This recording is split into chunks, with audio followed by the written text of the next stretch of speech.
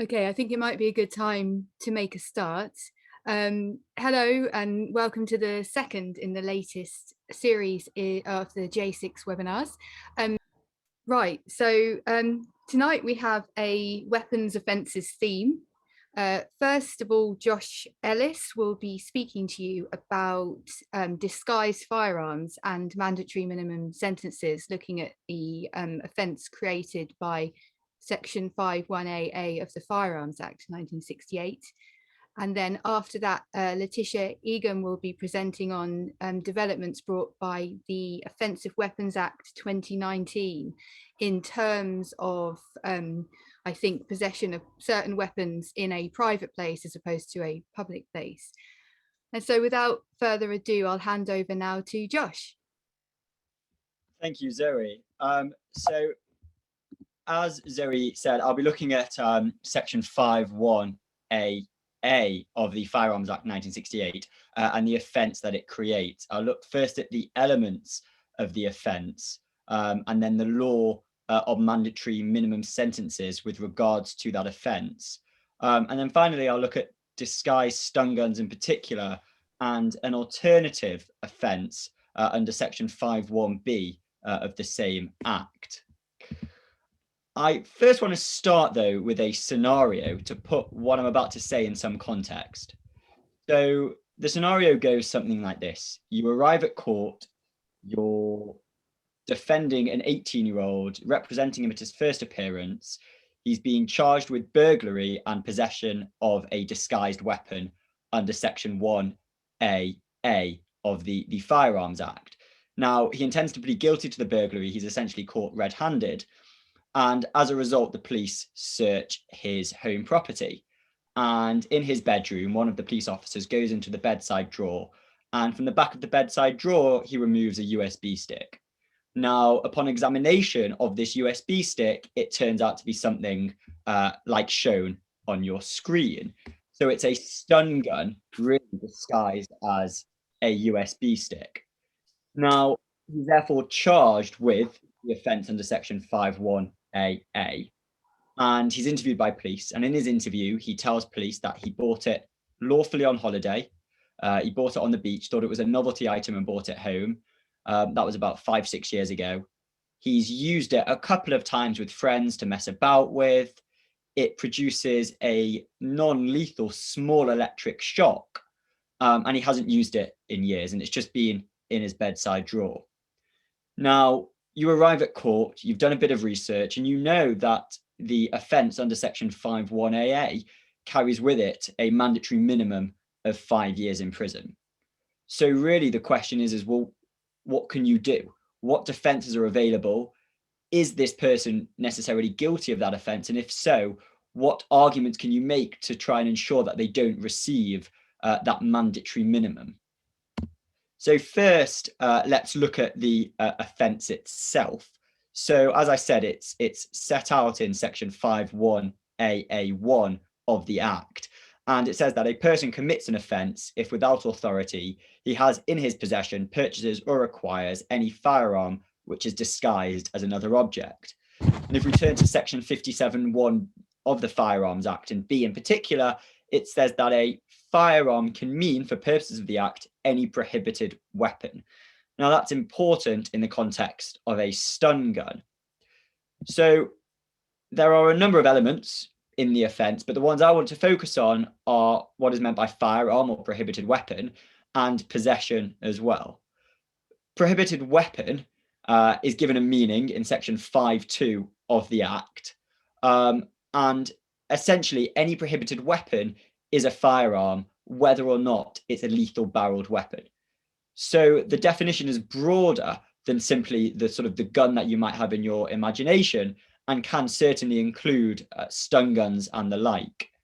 Now, in the case of Weaver, the Court of Appeal held that a stun gun which resembled a torch was a prohibited weapon. And therefore it must fall within section 57(1) of the Act, which gives that definition of what a firearm is. And then finally, we have the case of Brown, where a prohibited weapon doesn't need to necessarily work in order to be classed as a prohibited weapon. So in the case of Brown, there was a stun gun which didn't work because of some unknown fault, and it was proved to not have actually ever worked, but it was still deemed to be a prohibited weapon.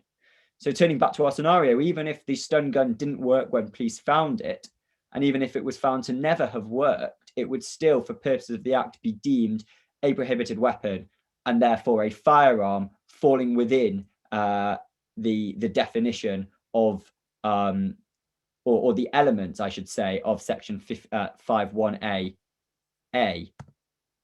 In terms of what is meant by possession, now those of you who are familiar with sort of general law on firearm and weapons offences will have some knowledge of what possession means in this context. And essentially, it's physically in the custody of or under the control of the defendant. And in the case of firearms in particular, the prosecution must prove that the defendant knew that they had something in their possession, but it doesn't really matter what they knew it was or what they thought it was. So in the case of Hussein in particular, a weapon was found with the defendant, and the defendant said that he thought it was to fire corks for his child.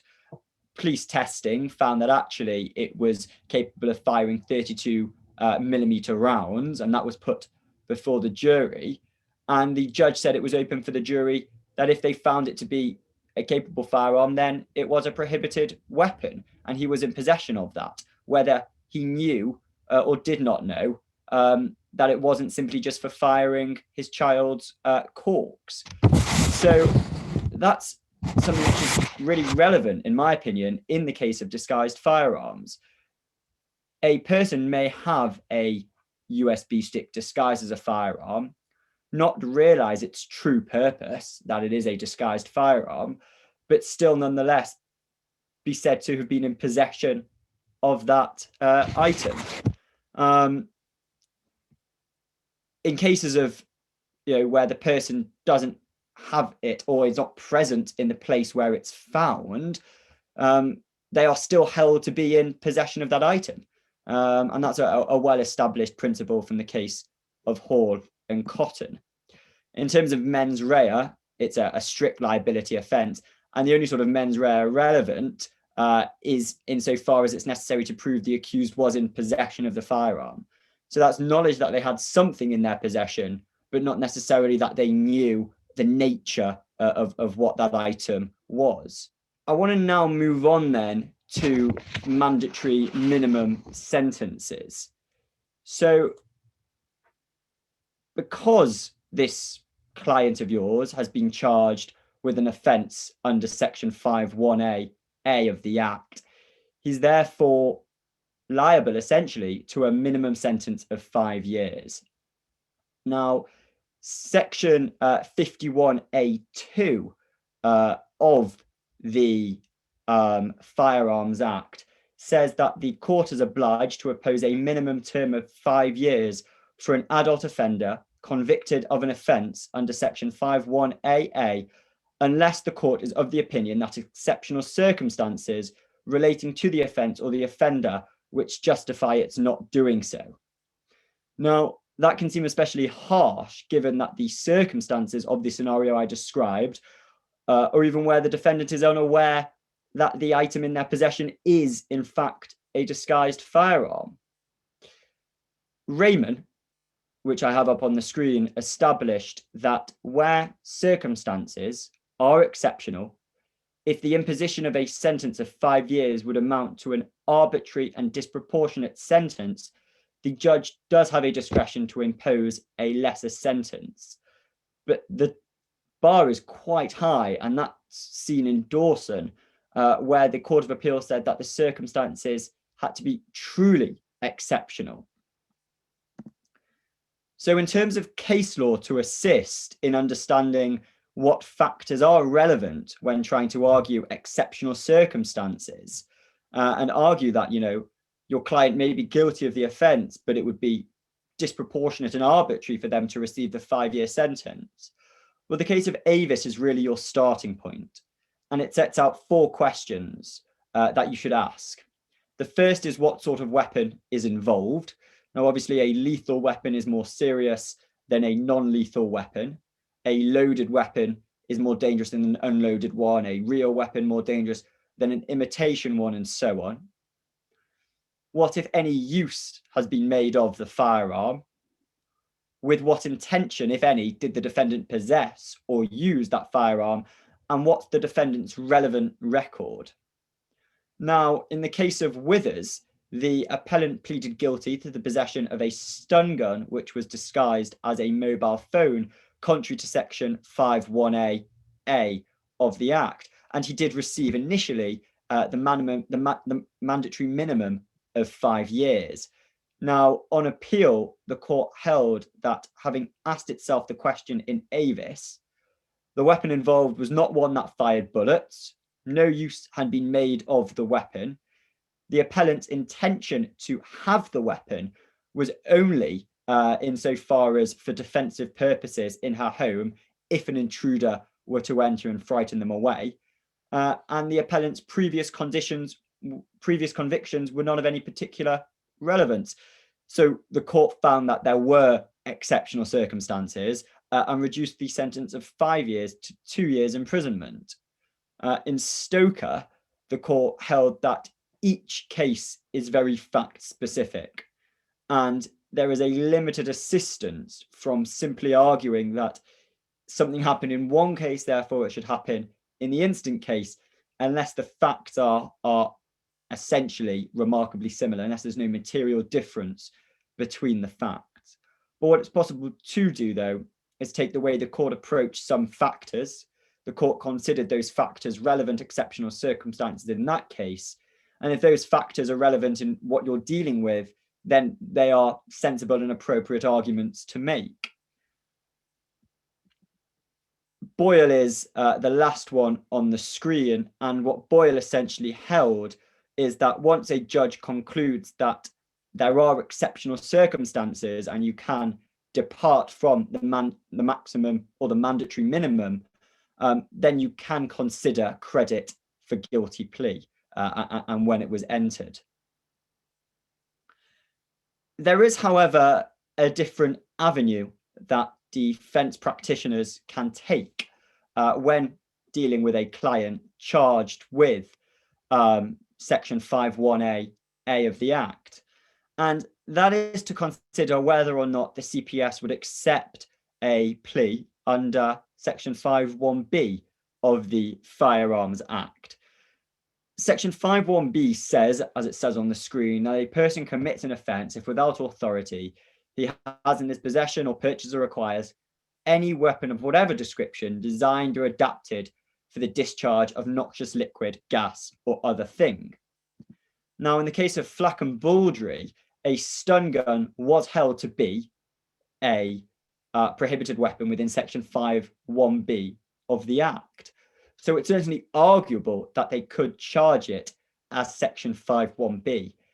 The issue is, in the more recent case of Weaver, the court held that a stun gun disguised, and that's the important word, disguised, as a torch, in addition to falling under section 51B, also came under 51AA of the Act. So although it's arguable that this USB, in our case, disguised as a stun gun, falls under section 51B, it also falls, according to the case of Weaver, under section 51AA. So it is open to the CPS to charge it as the more serious offence. But it might be worthwhile making representations to the CPS to see if they will charge it as the lesser offence. Now, some key questions to ask yourselves are, does the object have a dual purpose? So is it even a disguised weapon? If it has a dual purpose, and it's so obvious that the stun gun is one of those purposes, then you could argue it's not even really a disguised weapon and should be charged under section 51B of the Act. So unless it's immediately apparent that the object contains a firearm as a disguise, then that's really the thought process you should be going through. Now, unfortunately, in the scenario that we were looking at, the USB sticks, which I had on the screen earlier, it is disguised. You have to remove the cap and press a button for this stun gun feature to appear. So unfortunately, in that case, it's unlikely that you could win the argument by saying it's not a disguised weapon.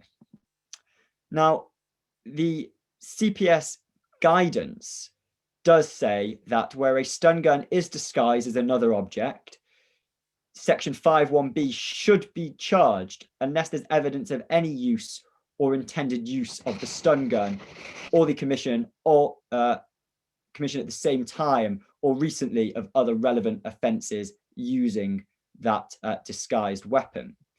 And this, I think, is a really important thing to consider, that the actual guidance to the CPS in situations where somebody possesses a, for example, torch or mobile phone or USB stick disguised as a stun gun, but has never used that feature, then under their own guidance, they should be charging it a section 5.1b.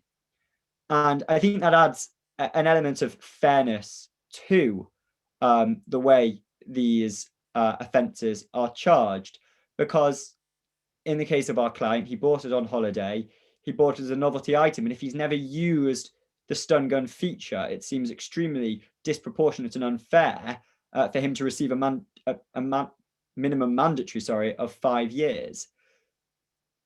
So I want to finish off then by applying all of that to the scenario and really ask ourselves, well, what would be the best course of action?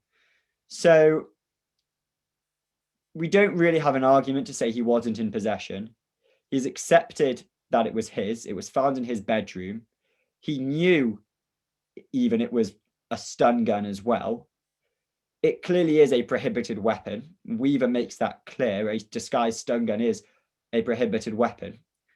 You could try making representations to the CPS, but he's admitted in interview, let's say, that he has used it with friends, so they may insist on charging it a section 5.1a. So really, all that's left is he doesn't really have a defence, is to argue exceptional circumstances, in my view. Now, I think he does have a strong case for exceptional circumstances. The weapon is non-lethal. It doesn't contain bullets. It hasn't been used in an extremely long time. It was only used momentarily with friends on a few occasions. He only had it for novelty purposes, and he's of good character. So I think if you submit those arguments, then you do have a good case for exceptional circumstances. Nonetheless, you may, as I do, look on this area of law and think that there still remains a great deal of unfairness in how harshly the court approaches sentencing for individuals such as this 18-year-old who bought a disguised USB stick on holiday as a novelty item and are essentially looking at an inevitable custodial sentence. So thank you very much for listening. I'm going to pass over to Letty now. And if there are any questions, pop them in the chat. And if we've got time, I'll come to them at the end. Well, thank you for that, Josh. So yes, I'm going to be talking to you this evening about the Offensive Weapons Act 2019, and in particular, the new introduction of an offence which particularly criminalises possessing certain weapons, even in a private place. So what I'm going to hopefully provide is just an overview of the legislation itself, then go into more detail about that particular offence under section 46 of the Offensive Weapons Act, the defences that are available to our clients, a very brief look at sentencing, and then an overview of the pros and cons as I see them of the legislation overall. So what is it all about? What is the Offensive Weapons Act 2019 all about? Well, it was passed in May 2019, but not enacted until July of 2021.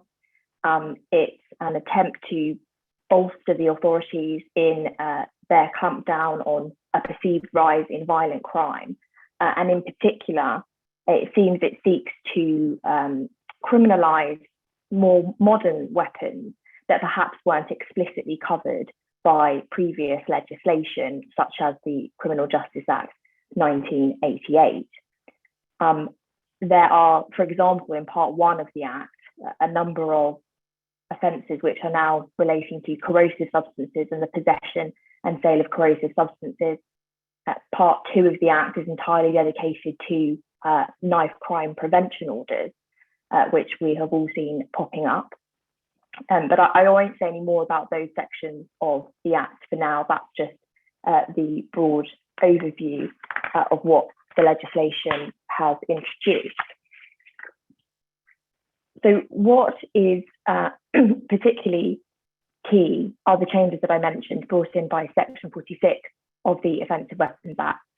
So the original law under the Criminal Justice Act 1988 within Section 141 prevented the sale, manufacture, hire, and basically trading of a number of weapons.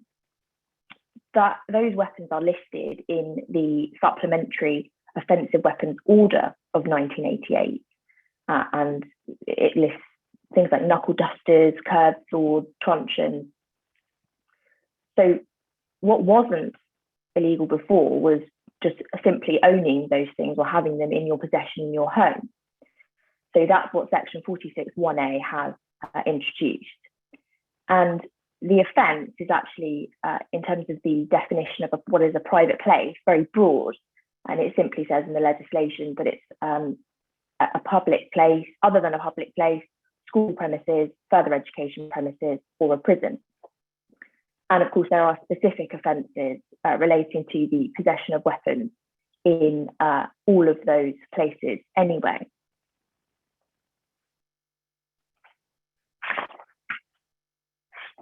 Section 47 then, that adds in amendment to the supplementary order by adding cyclone knives and zombie knives to the list of prohibited weapons. I think that zombie knives are probably the most relevant for our purposes. They're very commonplace now. And the definition given of zombie knives in the schedule is any blade with a cutting edge, a serrated edge, and images or words, whether on the blade or handle, that suggest that it is to be used for the purpose of violence.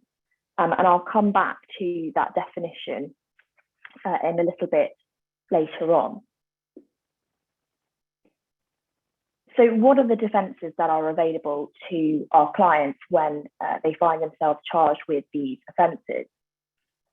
Well, under the traditional offence of possessing, for example, a bladed article or an offensive weapon in a public place, we're used to having good reason or lawful excuse and specific exemptions available. That's not how it's termed. Good reason, for example, isn't relevant in these circumstances. But there are plenty of defences that are available. So under Section 46 itself, you see there the historical importance under Section 7A. Now, there's no supplementary definition of what historical importance means within the Act. There's nothing in Blackstone's or even a cursory look at authorities doesn't really throw up any helpful explanation of what counts as a weapon of historical importance. So it seems that if you were to run that as a defence, the defendant would have to show really on a subjective fact-based, it would be very subjective about whether or not that item did have historical importance or not. Perhaps it would entail the consultation of some sort of expert. You then have a number of defences which are so between sections 8 and 11, which are quite obvious why they've had to be put in there. So for example, if you're a museum or gallery, or if you have weapons for educational purposes, or you're using them for theatre, film and TV production. And whilst it's obvious why those defences have been built into the legislation, for our purposes and for our clients' purposes, it seems unlikely that they are going to be particularly common or relied upon. There are also further defences inserted into the offensive weapons order by virtue of section 47 of the OWA 2019. That includes, for example, antiques, so anything that can be shown to have been made 100 years ago or more. I'm not sure there are many antique zombie knives, but perhaps I'm wrong about that. There are also exemptions given for historical reenactments, sports, things like that. And then there are specific defences for particular weapons. So, for example, with swords, any sword which can be shown to have been made before 1954, or made by hand at any time, or made according to traditional techniques at any time, would be exempted from the legislation.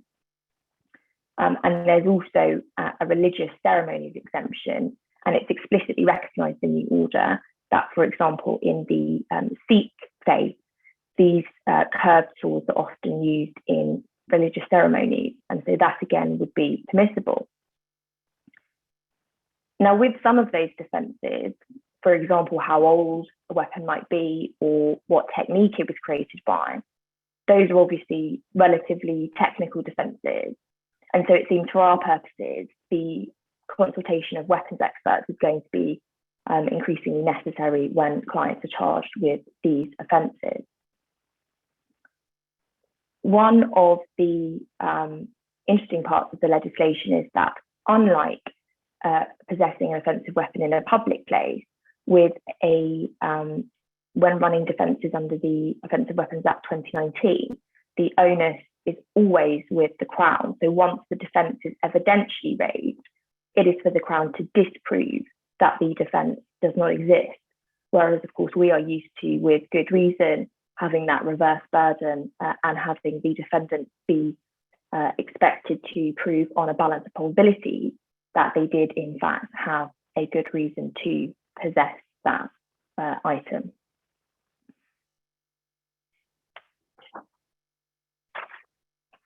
Very briefly then on sentencing, there are no definitive sentencing guidelines, which is probably unsurprising given how new the legislation is. I'm sure in the years to come they will develop them, but for now there's not any. These are summary only, or it's a summary only offence regardless of the weapon. And of course, you're all more than familiar with the powers of the magistrates court, so I won't go into that. The legislation currently doesn't mean that these offences would be ones that trigger the mandatory minimum sentencing in the way that possessing items of these kind would in public. And it will be interesting to see if the legislation develops in coming years, so that if you are caught with an item such as these, that you will be subject to that minimum 6-month sentence. So overall, what are the day-to-day pros and cons of this legislation, and how is it likely to affect us and our practice and our clients? Well, I'm sure that on a theoretical level, that few of us would dispute the general principle and good intention that if you limit the amount of these items that are out there in public possession, that this may well reduce violent crime. And a lot of the items listed in the schedule are quite unusual and probably won't actually affect many people. Another saving grace is that as they are summary only, there are limited sentencing powers for the court, which many of us would celebrate in terms of the magistrates having limited powers. And of course, as I've already mentioned, that there's no reverse burden, which I think is to be welcomed. However, even though I've got 4 points in the pros section and 3 points in the cons section, perhaps the ones in the cons section could be said to hold a graver or greater weight. Of course, these powers increase the state's ability to control our private spheres and dictate our ability to own and do what we like in our private homes. There's also the risk of criminalising just ordinary hobbyists. I'm sure all of us know or know of people who collect, for example, ornamental swords or ornamental knives. And so even if you had that item for a very innocuous reason, you would now run the risk of being criminalised.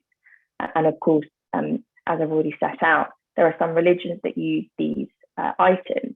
And whilst they would have a defence, and while many people might have these items which don't strictly fall within the definitions in these schedules, sometimes that can take a little while to come out in the wash. We'll have people being wrongly charged who then have to go through the ordeal of an element of court process, consulting an expert, etc., in order to establish that they have a defence and that the item they have isn't actually prohibited. Possibly the most concerning, though, is the fact that, of course, as a summary-only offence, none of our clients would be afforded the opportunity of opting for a jury trial. Now, that may not be such an issue for some of the more technical offences. For example, if you're simply asserting that a sword was made prior to 1954, or that it doesn't fit within the technical definitions within the order, you can rely hopefully on an expert. Hopefully the court can be trusted to look at the documentation, look at the expert report, and come to the right decision. But there will be times when you're running defences that are slightly more open to interpretation. So, for example, with the item of historical importance, as I said, there's very little assistance in the legislation or in authority about what an item of historical importance means. And so it will be for the defendant really to establish through their own evidence, perhaps being able to consult an expert, but why that item is, they say, an item of historical importance. And it seems that with arguments like that, one would perhaps want a jury rather than one district judge or a small group of magistrates. Also, coming back to the definition of zombie knife, and as I mentioned in the order, it states that that very specific definition, that it has to have a cutting blade, a serrated blade, and also words or images that suggest its purpose is for violence. Now, I have a client at the moment who's being charged with this exact offence with a zombie knife in his home.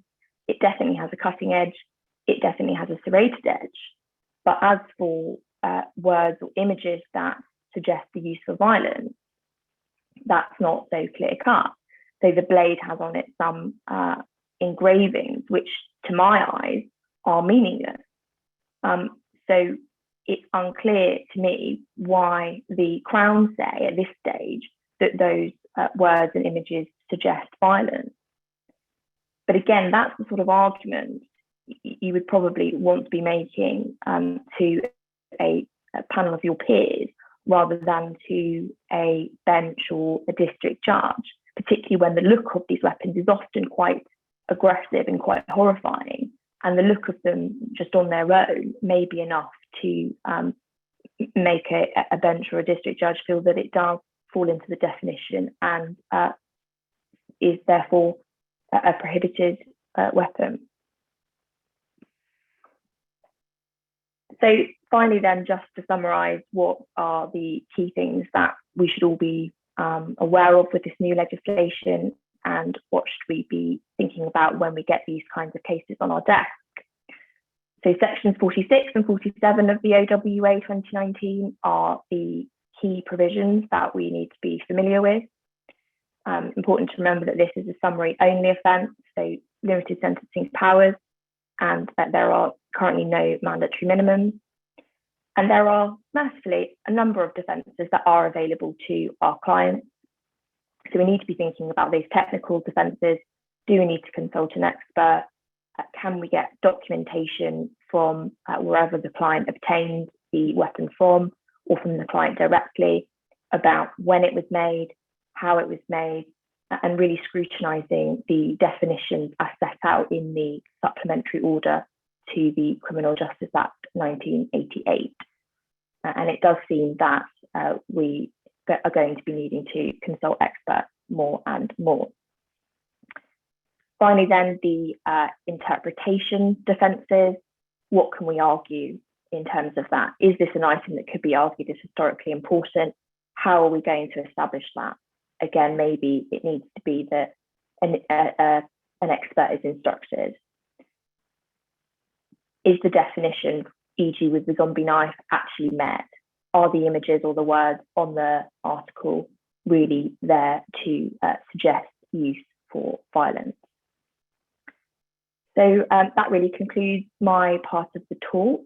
So I am going to stop sharing my screen. Thank you all for coming on behalf of all of us, and hopefully you enjoyed and found our talk useful. We haven't got any questions. Do either of you want to add anything, or nothing? Not at this stage. I think just the reason why I chose this topic is sort of very early on when I was on my feet. I had a client who essentially had the scenario that I described, and I was just shocked by the fact that a client in that situation who thought he was in serious trouble for the burglary, when all he was actually going to get for that was really a low-level community order, was facing a 5-year prison sentence for what he saw as a toy he bought on holiday.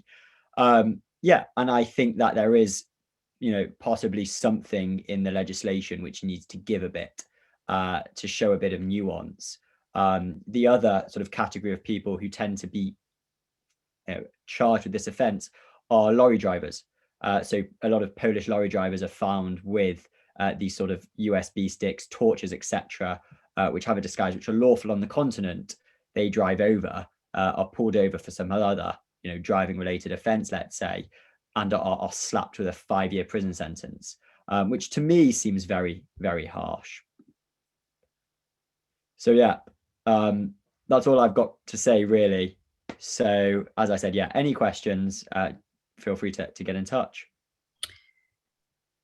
Right, shall we wrap this up the evening then, in that case? Fantastic. Great. Thank you very much, Josh and Letty. That was very, very interesting. Thank you. And thank you everyone for coming. Thank you.